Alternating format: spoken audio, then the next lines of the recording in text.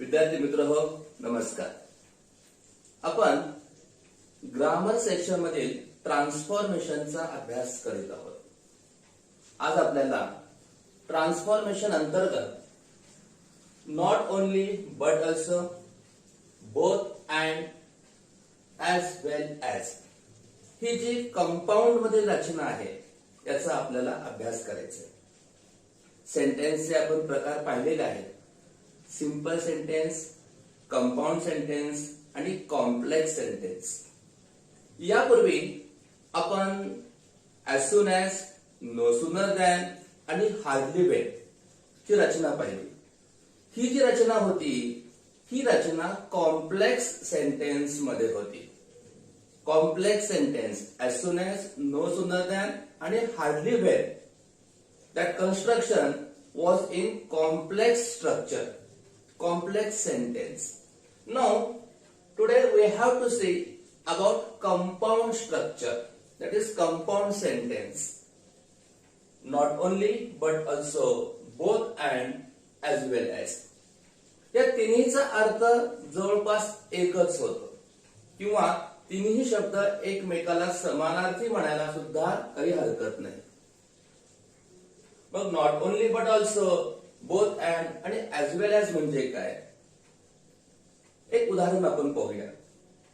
आपल्या Indian cricket team मध्ये एक प्लेयर आहे, त्याचं नाव आपण सगळेजण जाणता, तो म्हणजे हार्दिक पांड्या. आता हार्दिक पांड्या जो आहे किंवा कुणाल पांड्या जो आहे किंवा रवींद्र जडेजा जो आहे, हे कसे आहेत? हे फक्त बॉलरच आहेत असं नाही, तर ते बॅट्समन सुद्धा आहे. म्हणजे हार्दिक पांड्या हा बॅट्समन पण आहे आणि बॉलर पण आहे. कुणाल पांड्या हा बॉलर पण आहे आणि बॅट्समन पण आहे. रवींद्र जडेजा हा बॉलर पण आहे आणि बॅट्समन पण आहे. मग नॉट ओनली बट ऑल्सो या शब्दाचा अर्थ काय होतो? एवढंच नव्हे तर एवढा पण, इतकंच नव्हे तर इतकं पण. ज्यावेळेस एखाद्या व्यक्तीच्या अंगामध्ये दोन किंवा दोनपेक्षा अधिक गुण सांगायचे असतात, त्यावेळेस आपण not only but also, both and, as well as या रचनेचा वापर करतो. विद्यार्थी मित्र हो, आपण जर पाहिलं, Hardik Pandya is not only a bowler but also a batsman. Okay. Kunal Pandya is both batsman and bowler. Ravindra Jadeja is bowler as well as batsman. यामध्ये आपण काय केलेलं आहे की एकाच व्यक्तीच्या अंगामध्ये ज्यावेळेस दोन किंवा दोनपेक्षा अधिक गुणधर्म आपल्याला सांगायचे असतात, त्यावेळेस आपण जे सेंटेन्स करतो ते सेंटेन्स कंपाऊंड प्रकारचं असतं. कंपाऊंड मध्ये दोन्हीही गोष्टीला तितकंच महत्व असतं. आणि आज आपण कंपाऊंड स्ट्रक्चर कशा प्रकारे करायचं, not only but also, both and आणि ॲज वेल ॲज चा वापर कशा प्रकारे करायचा हे अभ्यासणार आहोत. परीक्षेला एखादं सेंटेन्स यापैकी असू शकतं किंवा यासारखं असू शकतं. फॉर एक्झाम्पल, परीक्षेला सेंटेन्स येतं, the players were tired. The players were tired, they were thirsty too. खेळाडू थकलेले होते आणि ते तहानलेले सुद्धा होते. आता यामध्ये खेळाडू बद्दलच माहिती सांगितलेली आहे.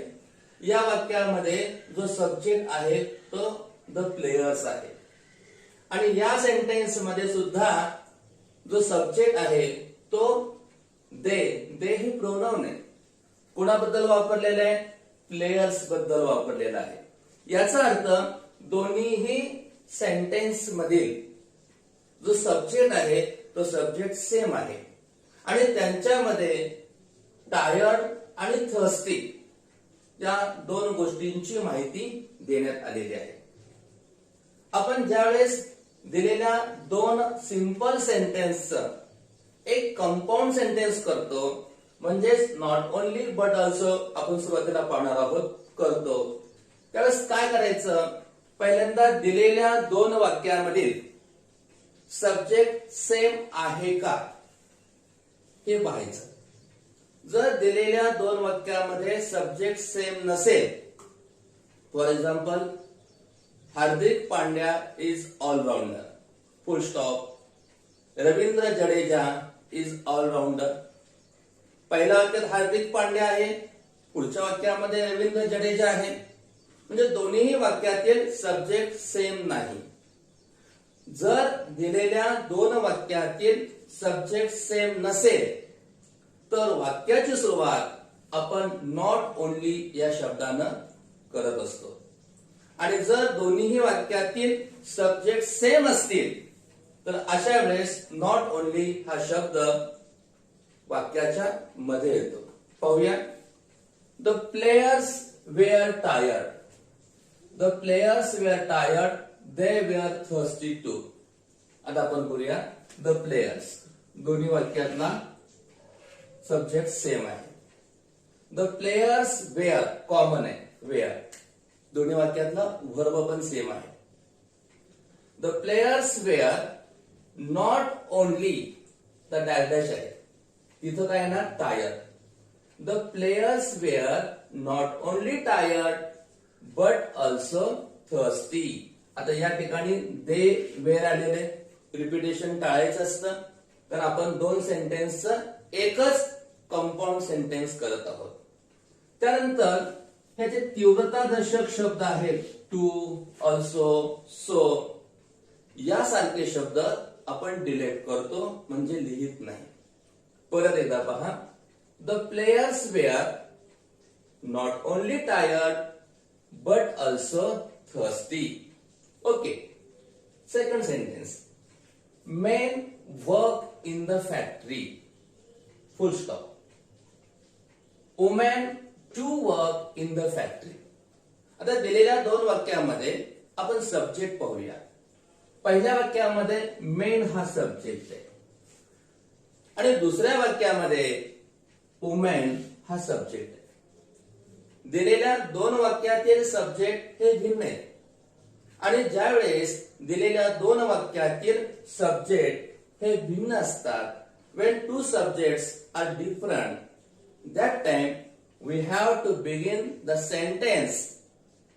We have to begin the sentence with not only. पहा मग, men work in the factory, women too work in the factory.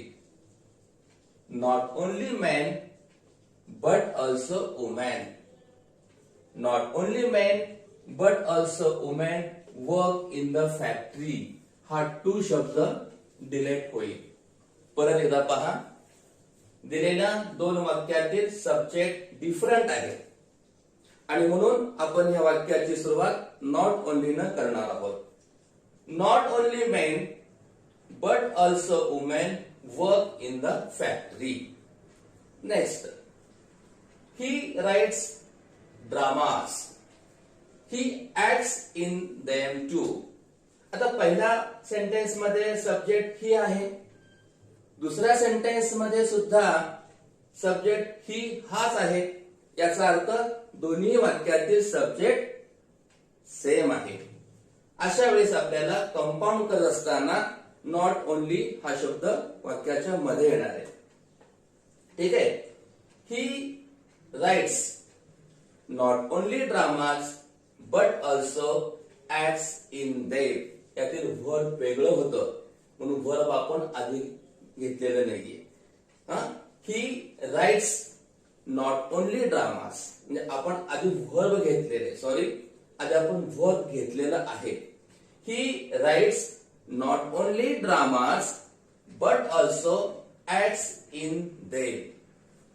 The boys टूक पार्ट इन द गेम. त्या वाक्यातला सब्जेक्ट आहे बॉयज. द बॉयज टूक part in the game. The girls also टूक part in the game. या दोन वाक्यातील subject आपण पाहूया. पहिल्या वाक्यात बॉयज आहे, दुसऱ्या वाक्यात गर्ल्स आहे. सब्जेक्ट सेम नाही. अशा वेळेस सुरुवात नॉट ओनली. करा बरं. ठीक आहे. Not only the boys but also the girls. Not only the boys but also the girls took part in the game, remaining part as it is. We should respect the elders, we should obey them. दोन्ही वाक्याचे subject same. Not only शब्द वाक्याच्या मध्ये we should not only respect the elders but also obey them. Meena makes cakes. Meena makes cakes. She also makes biscuits. She म्हणजेच मीना आणि त्यामुळं दोन्ही वाक्यातील subject same आहेत. मीना बघा, मीना या वाक्यात सब्जेक्ट आहे आणि या वाक्यात शी हा सब्जेक्ट आहे. त्यामुळं Meena makes not only cakes but also biscuits. त्या वाक्यातील वर्ब पण सेम होतं. Radha works in the cloth shop. She also works in a factory. करा बरे, दोन वाक्यातील सब्जेक्ट सेम आहे. राधा म्हणजे प्रोनाउन शी आणि याचं नॉट ओनली कशा प्रकारे येईल पहा. ठीक आहे. आपण नॉट ओनली बट ऑल्सो पाहिलेले आहे. ज्या पद्धतीनं नॉट ओनली बट ऑल्सो करतो अगदी त्याच पद्धतीनं आपण या सर्व सेंटेन्सचं बोथ अँड करणार आहोत. एक सोपी गोष्ट, यासाठी वेगळा नियम नाही. नॉट ओनली म्हणजेच बोथ, नॉट ओनली म्हणजेच बोथ आणि बट ऑल्सो म्हणजेच अँड. फक्त नॉट ओनली शब्दाच्या ऐवजी बोथ वापरायचं आणि बट ऑल्सो ऐवजी अँड हा शब्द वापरायचा. चला. The players were tired, they were thirsty too. आपण काय केलं होतं? The players were not only tired but also thirsty. याचा आपण बोथ अँड आता करूया. द प्लेयर्स वेअर नॉट ओनलीच्या ऐवजी both. The players were both tired and thirsty, but also च्या ऐवजी and. Okay, next. Men work in the factory. Men work in the factory. Women too work in the factory. आपण काय केलं होतं? Not only men but also women.